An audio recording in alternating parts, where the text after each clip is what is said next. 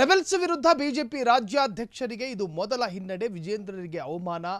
ವಿಜೇಂದ್ರ ವಿರುದ್ಧ ಮೇಲುಗೈ ಸಾಧಿಸಿದ ಡಾಕ್ಟರ್ ಕೆ ಸುಧಾಕರ್. ಹಾಗಾದ್ರೆ ವಿಜೇಂದ್ರರಿಗೆ ಹಿನ್ನಡೆಯಾಗಿದ್ದು ಹೇಗೆ?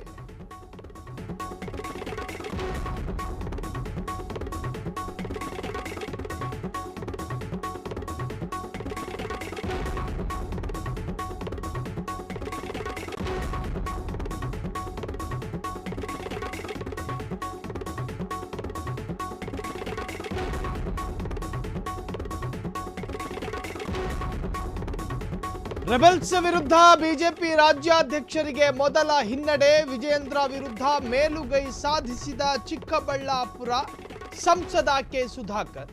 ಚಿಕ್ಕಬಳ್ಳಾಪುರ ಸಂಸದರ ಬೇಡಿಕೆ ಈಡೇರಿಸ್ತಾ ಹಾಗಾದ್ರೆ ಹೈಕಮಾಂಡ್?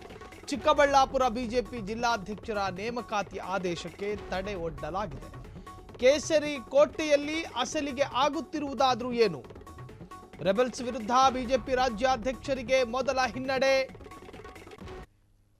ಇದು ಡಾಕ್ಟರ್ ಕೆ ಸುಧಾಕರ್, ಚಿಕ್ಕಬಳ್ಳಾಪುರದ ಬಿಜೆಪಿ ಸಂಸದ, ಲೋಕಸಭಾ ಸದಸ್ಯ. ವಿಜೇಂದ್ರ ರಾಜ್ಯದ ಜಿಲ್ಲಾಧ್ಯಕ್ಷರ ನೇಮಕದಲ್ಲಿ ತಮ್ಮ ಆಪ್ತರಿಗೆ, ತಮ್ಮ ಪರಮಾಪ್ತರಿಗೆ, ತಮಗೆ ಬೇಕಾದವರಿಗೆ ಮಾತ್ರ ಪೋಸ್ಟ್ ಕೊಡಲಾಗಿದೆ ಮತ್ತು ಅಧಿಕಾರವನ್ನು ವಹಿಸಿಕೊಡಲಾಗಿದೆ. ನಾನೊಬ್ಬ ಚಿಕ್ಕಬಳ್ಳಾಪುರದ ಸಂಸದ, ನನಗೆ 8 ವಿಧಾನಸಭಾ ಕ್ಷೇತ್ರದ ಕೆಪಾಸಿಟಿ ಇದೆ. ನನ್ನಲ್ಲಿ ಒಂದು ಅಭಿಪ್ರಾಯವನ್ನೂ ಕೇಳದೆ, ನನ್ನಲ್ಲಿ ಜಿಲ್ಲಾಧ್ಯಕ್ಷರ ನೇಮಕದ ಬಗ್ಗೆ ಮಾತನಾಡದೆ, ನನ್ನನ್ನು ಯಾವುದಕ್ಕೂ ಪರಿಗಣಿಸದೆ ವಿಜೇಂದ್ರ ಧಾರ್ಷ್ಟ್ಯ ಮೆರೆಯುತ್ತಿದ್ದಾರೆ. ಬಿಜೆಪಿಯನ್ನ ವಿಜೇಂದ್ರ ಖರೀದಿ ಮಾಡಿಕೊಂಡಿದ್ದಾರಾ? ಪಾಳೆಗಾರರ ಥರ ವರ್ತಿಸ್ತಾ ಇದ್ದಾರೆ ಬಿಜೆಪಿ. ಅವರ ಪಾಳೆಪಟ್ಟ ಸಂಸದರು ಕೆಂಡ ಕಾರಿದ್ರು. ಇನ್ನು ಮುಂದೆ ಯುದ್ಧ ಶುರು ಅಂತ ಹೇಳಿದ್ರು. BY ವಿಜೇಂದ್ರ ಚಿಕ್ಕಬಳ್ಳಾಪುರ ವಿಧಾನಸಭಾ ಎಲೆಕ್ಷನ್ ಸಂದರ್ಭ ಒಂದೇ ಕೇರಿಯಲ್ಲಿದ್ದಂತಹ ಪ್ರದೀಪ್ ಈಶ್ವರನ್ ಎನ್ನುವಂತಹ ಸಾಮಾನ್ಯ ಶಿಕ್ಷಕನ ಮುಂದೆ ಸೋಲುತ್ತಾರೆ ಅನ್ನೋದಾದ್ರೆ ಬಿಜೆಪಿಯ ಇತಿಹಾಸದಲ್ಲಿ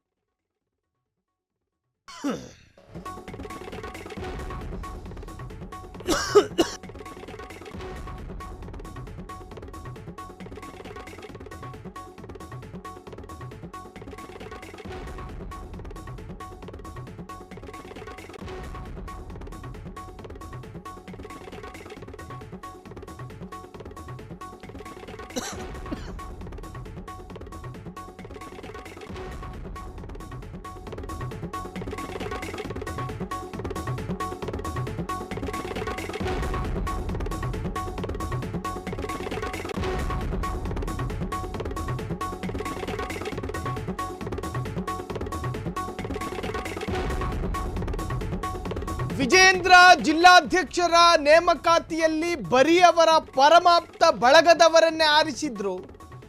ನಾನೊಬ್ಬ ಸಂಸದ, ನಾನು ಇನ್ನೂ ಜೀವಂತವಾಗಿದ್ದೀನಿ. ಅದು ಯಾರೋ ಸಂದೀಪ್ ರೆಡ್ಡಿ ಎನ್ನುವಂತಹ ವ್ಯಕ್ತಿಗೆ ಜಿಲ್ಲಾಧ್ಯಕ್ಷ ಸ್ಥಾನ ಕೊಡ್ತಾರೆ. ಹೌದು, ಅವರ ಅಧಿಕಾರದ ಭಾಗ, ಆಯ್ಕೆ ಮಾಡಿಕೊಳ್ಳಲಿ. ಆದರೆ ನಾನೊಬ್ಬ ಸಂಸದ ಇದ್ದೀನಿ. ಬಿಜೆಪಿಯ ಸಂಸದರ ಪೈಕಿ, ಬಿಜೆಪಿಯಲ್ಲಿ ಕಾಂಗ್ರೆಸ್ನಿಂದ ಬಂದವರ ಪೈಕಿ ಸುಧಾಕರ್ ಕೂಡ ಒಬ್ರು.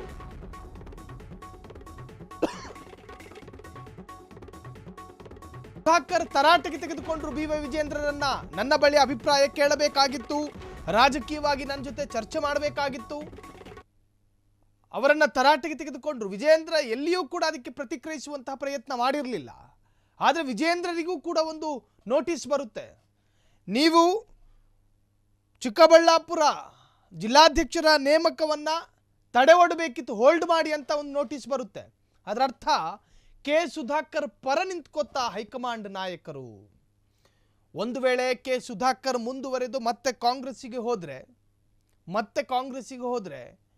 ಒಂದು ಪಕ್ಷದಲ್ಲಿ ಒಂದು ಒಂದು ಒಂದು ತೀರ್ಮಾನಗಳಿರ್ತವೆ, ಪಕ್ಷಾಂತರಿಗಳು. ಈಗ ಡಾಕ್ಟರ್ ಕೆ ಸುಧಾಕರ್ ಚಿಕ್ಕಬಳ್ಳಾಪುರ ಲೋಕಸಭಾ ಕ್ಷೇತ್ರದ ಸಂಸದ.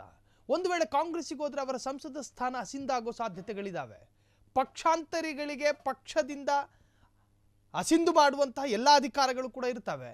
ಅಲ್ಲಿ ಲೋಕಸಭಾ ಒಂದು ಕ್ಷೇತ್ರ ಒಂದು ಸ್ಥಾನ ತಪ್ಪಿ ಹೋಗುತ್ತೆ, ಬಿಜೆಪಿಗೆ ನಷ್ಟ. ಹಾಗಾಗಿ ಕೆ ಸುಧಾಕರ್ ಅವರು ಗಟ್ಟಿ ನಿರ್ಧಾರ ತೆಗೆದುಕೊಳ್ಳುವ ಮುಂಚಿತವಾಗಿಯೇ ವಿಜೇಂದ್ರರನ್ನ ಎಚ್ಚರಿಸುವಂತಹ ಪ್ರಯತ್ನ ಮಾಡ್ತು. ಇದರಲ್ಲಿ ಸ್ಪಷ್ಟವಾಗಿ ಅರ್ಥ ಆಗುತ್ತೆ. ವಿಜೇಂದ್ರ ವಿರುದ್ಧ ಮೇಲುಗೈ ಸಾಧಿಸಿದ ಕೆ ಸುಧಾಕರ್ ಚಿಕ್ಕಬಳ್ಳಾಪುರ ಸಂಸದರ ಬೇಡಿಕೆ ಈಡೇರಿಸ್ತಾ ಹಾಗಾದ್ರೆ ಹೈಕಮಾಂಡ್ ನಾಯಕರು. ಚಿಕ್ಕಬಳ್ಳಾಪುರ ಬಿಜೆಪಿ ಜಿಲ್ಲಾಧ್ಯಕ್ಷ ನೇಮಕಕ್ಕೆ ಆದೇಶಕ್ಕೆ ತಡೆವೊಡ್ಡಲಾಗಿದೆ. ಕೇಸರಿ ಕೋಟೆಯಲ್ಲಿ ಅಸಲಿಗೆ ಆಗ್ತಿರೋದಾದ್ರೂ ಏನು ಎನ್ನುವಂತಹದ್ದು ಅರ್ಥ ಆಗ್ತಾ ಇಲ್ಲ. ಸೊ ಹೈಕಮಾಂಡ್ ಅಂಗಳದಲ್ಲಿ ಮುಖಭಂಗ ಅನುಭವಿಸಿದ್ರ BY ವಿಜೇಂದ್ರ. ಬಿಜೆಪಿ ಜಿಲ್ಲಾಧ್ಯಕ್ಷರಾಗಿ ನೇಮಕಗೊಂಡಿದ್ದ ಸಂದೀಪ್ ರೆಡ್ಡಿ ನೇಮಕಾತಿಗೆ ತಡೆಯೊಡ್ಡಿದ ಹೈಕಮಾಂಡ್.